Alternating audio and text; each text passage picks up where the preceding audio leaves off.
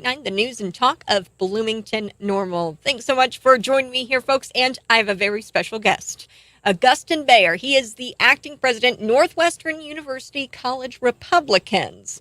And I came across this story, and I was really kind of concerned about it because I've got this article. It's written here by Jonathan Turley.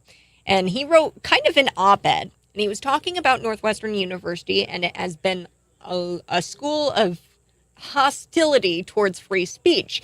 So there was an incident at Northwestern University right here in the state of Illinois, and I'm going to have Agustin fill us in on this incident. It all started with James Lindsey, who was invited to come speak, and I don't know if it's necessarily James Lindsey or if it was this, and I'm going to share my screen with you folks so that way you can see what the flyer was. It has Northwestern Young Americans for Freedom and College Republicans proudly presents the dangers of identity politics and intersectionality with James Lindsey. So he's speaking, and you can see this in the flyer, there's like a crossbones, and there's the gay pride flag kind of underneath the crossbones on some sunglasses. So I want to give Agustin a chance here to talk about this flyer, to talk about why they wanted James Lindsey to come speak. And they were threatening funding. Is that correct, Agustin? And can you tell us about what is going on and what this meeting was all about, the dangers of identity politics and intersectionality? Awesome. Yeah. Thanks for having me, Katrina. Mm-hmm. James Lindsey was honestly a target of opportunity. YAF had him in town. YAF is the Young Americas Foundation. They're, a speakers bureau that helps bring speakers to campuses. They're usually right wing, I would say center right politically. Mr. Lindsey himself is pretty liberal, but he is an academic that takes integrity seriously. And so he's spoken out on he was famous over his grievance studies, in which, he noticed that a lot of articles were being published in, the sciences in favor of identity politics and, this woke ideology without being sufficiently rigorous, right?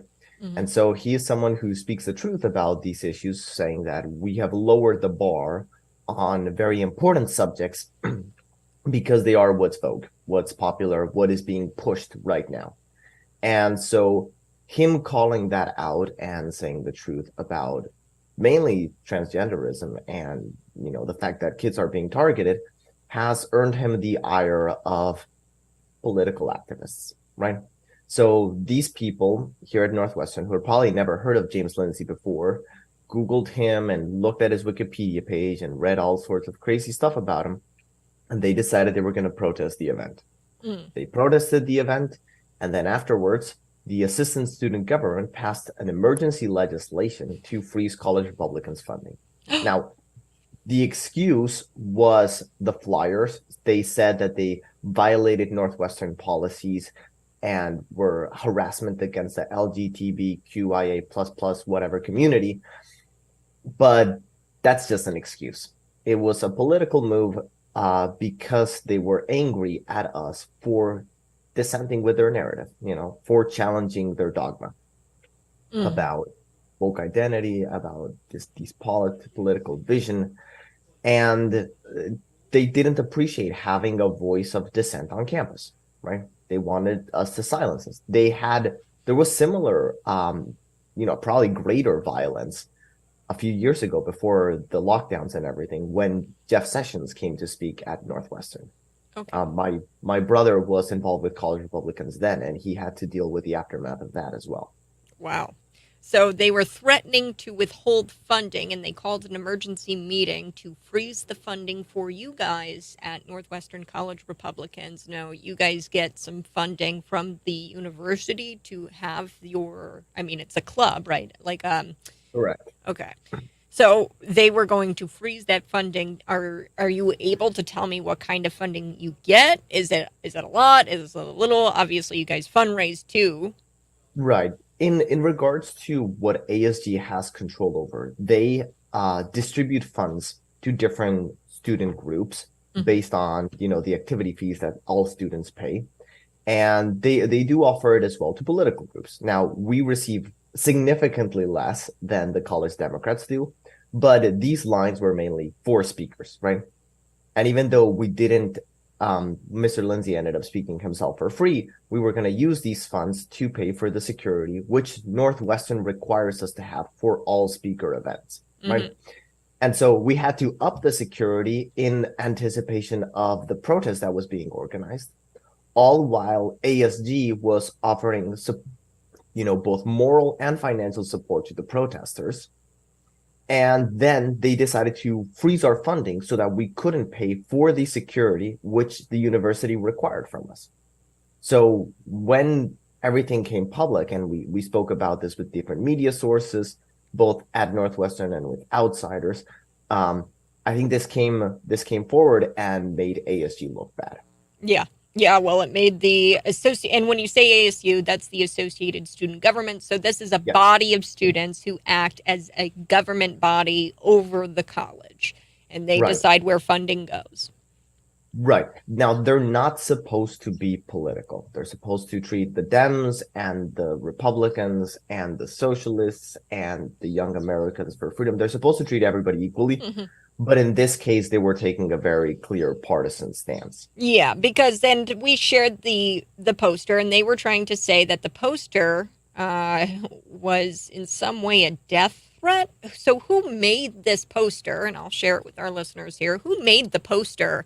And was that the intention to to threaten the LGBTQ community or no? Of course not.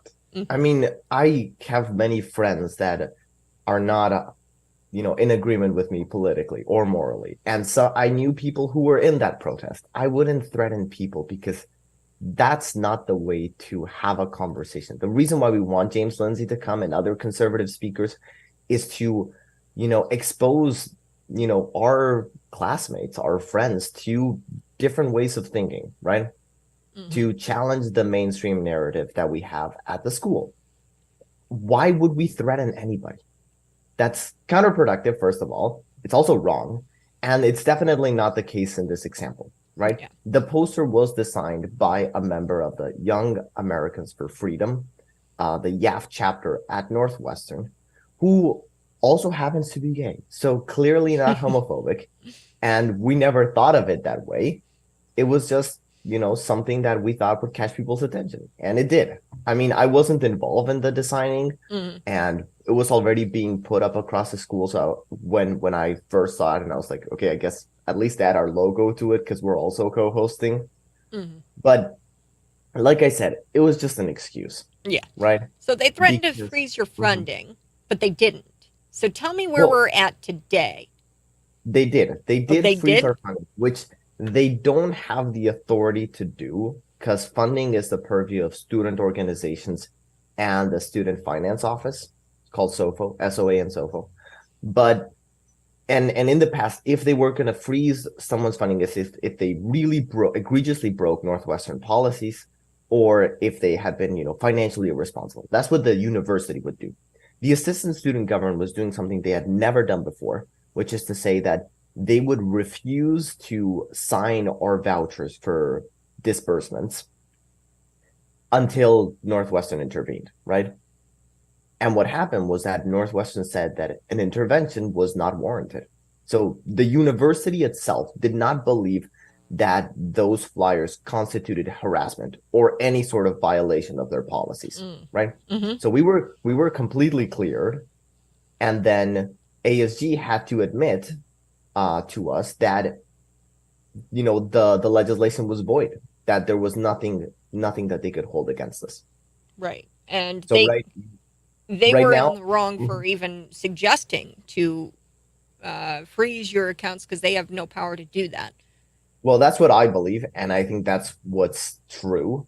They haven't admitted that, but they have privately admitted that they were wrong in not involving us in the conversation or in the process. Now, what I hope is that they'll make a public acknowledgement, both that our funding will not be touched because we were cleared of any, idea of wrongdoing, and to, a public acknowledgement slash apology that they should have, treated us with more respect. Hmm. It is incredible. And so, did James Lindsey wind up speaking at your university, or did he not wind up speaking? No, he did. He He was did. able to come. Yeah. And there was a little protest outside, and there were a few hecklers inside, but I was able to get them to sit down. And I think overall the talk went well. I think Mm. James Lindsay appreciated his time. I think there were a lot of students who appreciated him coming and who got a lot out of his talk. So I think overall it was a success. Mm. Now, I want to ask you, just in a vague way, do you think Northwestern University is good at promoting free speech? Or because I've got a ranking here, and this might surprise you, they rank 197 out of 203 universities for free speech in a major survey conducted by FIRE. That's the acronym, and they Yeah. conduct surveys on university campuses, and they rank 197 out of 203. Obviously, not very good by that one survey. And I just want to ask you, what do you think about all of this? Did they limit free speech? In the end, the university did side with you. Right. Not officially. Here's the thing. What I think is that they've put themselves in a difficult position, right? They fed a wild dog and they let go of the leash, right? So what happened is that in all their statements and official things, they always throw their grain of incense to the, altar of gender identity and all these woke politics, right? Mm-hmm. But at the same time, they want to appear professional and respectable, right? So they were embarrassed when the Jeff Sessions thing happened. And I think they were embarrassed when this James Lindsay controversy happened. And we reached out to the president's office, and I don't know. I don't know how much he did, whether he pulled strings behind the curtain, to whether there was any involvement there in organizing our talk with, the assistant student government executives, or in dismissing the report against us. We don't know. We'll probably never know. Mm-hmm. But I think that the current president, President Schill, he has stated that he does care about free speech. And I think the experience of the past president, Morty Shapiro, who, after, being very supportive of all these movements, was then turned against by the mob. Like, they went to his house and protested and said pretty awful things. I think that they're awakening to the fact that they can't allow the woke mob, just indefinite reign. I think that they're realizing this, but they're in a difficult position because if they take a public stance either way, they're going to be demonized by somebody, right? Mm-hmm. Mm-hmm. Yep. Well, we are getting close to the end of our time here. But Augustin, one thing I also wanted to kind of talk with you about. So we have on Cities 92.9 an on-air talent who also is a college Republican, and he is the president of the TPUSA chapter on campus. Really cool guy. I hope you guys can connect sometime. But he went to a public university. It's the Illinois State Public University, Illinois State University, and he went up to, some council members and wanted to question them at a very public open forum hosted by some local media here. And it was a candidates forum. And he was actually ushered out by police and told that he couldn't be there, which was a crazy thing. And he just wanted to ask some questions of the council members there. The reason why I bring this up, has there been run-ins with professors or anything at your campus that people in the college Republicans, or even YAF, you bring up YAF, have there been experiences that you guys share about professors or even law enforcement stepping in to try to stop you tabling? There was a case, I think, in New York where a professor had taken pro-life activists They were tabling and they vandalized the entire table. And then later, a reporter came to question her about it, and then she actually took a machete to him, and she didn't stab him, but she ran after him with a machete. In New York, it was a professor. I forget her name. But I'm curious if there has anything been in your time, and tell me about you as a student. Have you ever felt discriminated against because of your political affiliation, and has there anything been at that university to that extreme? Wow, definitely no machete wielding professors. Um, I'm glad that I've never Hmm. come across that. Hmm. Uh, in regards to most professors have been very understanding and respectful.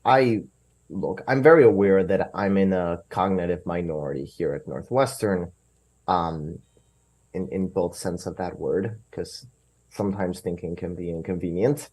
But he no I've had no issues with professors. Obviously they take many things for granted, which with